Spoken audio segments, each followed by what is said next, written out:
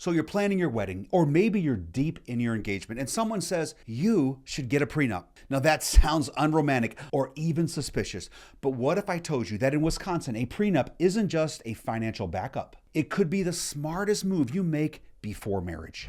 I'm Jeff Hughes, lead attorney and CEO of Sterling Lawyers. We have helped thousands of Wisconsin families protect their futures with smart legal planning, including prenuptial agreements. In this video, I'll break down what a prenup actually is in Wisconsin and how to make yours enforceable, and the biggest landmines that get them thrown out of court.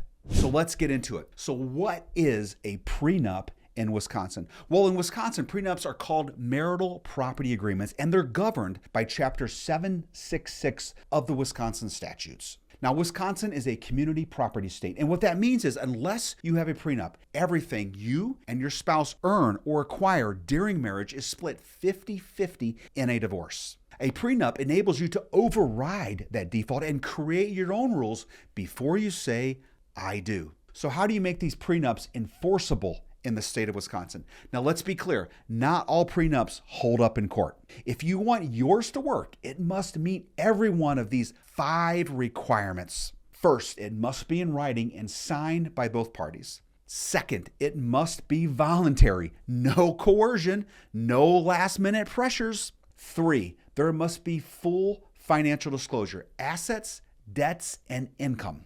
And 4th, the terms, they must be fair. They can't be unreasonable. And 5th, each party should have their own attorney. Now, this is not required by the law, but it is heavily favored by the judges who might later determine if that agreement is enforceable. Now, there is a huge red flag that we see all the time. So someone drops a prenup the week of the wedding. The courts hate this. This smells like pressure. So, what can you include in a prenuptial agreement? Well, here's what you can legally protect with a Wisconsin prenup agreement: business interests, real estate and investments, retirement accounts like 401ks or IRAs, digital assets like crypto, NFTs, monetized accounts, debt protection. That is keeping your partner's student loans their responsibility. Spousal support, yes, you can waive or adjust alimony payments. And estate planning by protecting inheritances or kids from a prior relationship. The bottom line is this: if it's financial, you can most likely protect it in a prenup. So, what can you not include in a prenuptial agreement? Some things are off limits no matter what. The first one is child support. The court decides based on the child's best interest at the time of the divorce. Another is personal lifestyle rules. So nothing like weight clauses, no chore charts, no must-watch football on Sunday provisions. Courts won't enforce them, and they can backfire. And anything that violates public policy, if it encourages divorce, breaks the law, or is fundamentally unfair, gone. The courts and the judges won't enforce those. So why do prenups fail in Wisconsin? So even if a prenup looks solid, it can still fall apart for a whole lot of reasons. The biggest one that I've seen: someone lied or hid assets. They weren't truthful about the disclosure of their finances. Another is whenever there's pressure on a partner or a rushed timeline. Another is one person didn't have legal representation. They weren't adequately advised on the legality of that agreement. The agreement, it's shockingly one-sided. That's another reason. It's too one-sided. And another is that there's just no meaningful disclosure. Now, the judges, they are going to scrutinize these agreements, especially if they smell fraud, duress, or just it's patently unfair.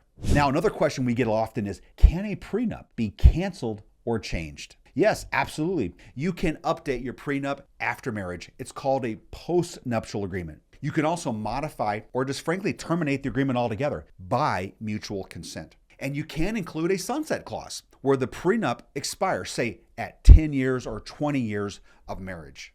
And one spouse can even unilaterally terminate the prenuptial agreement with 30 days written notice, though this doesn't automatically reclassify the property.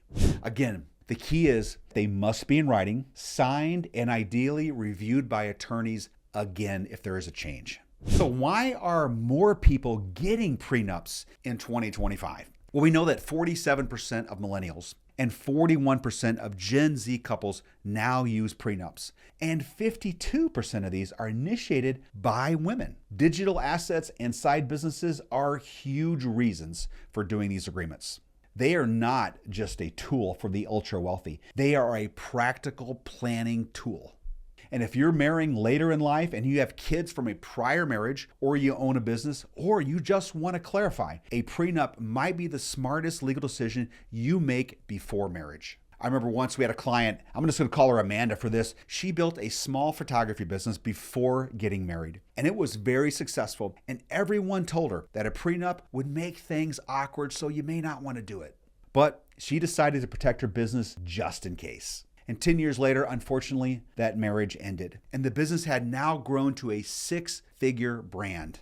Because of the prenup, she kept everything that she had built and avoided a years-long legal battle for that photography business. Prenups aren't just about planning for failure. They're about planning for your future and protecting what matters most. Prenups in Wisconsin, they are powerful if they are done right. We've seen too many people lose everything because they rushed, skipped legal help, or signed something they did not fully comprehend. In this next video, I will break down something just as important. What does a Wisconsin divorce actually cost in 2025? And the filing fee, well, that's just the beginning. I'll see you over there.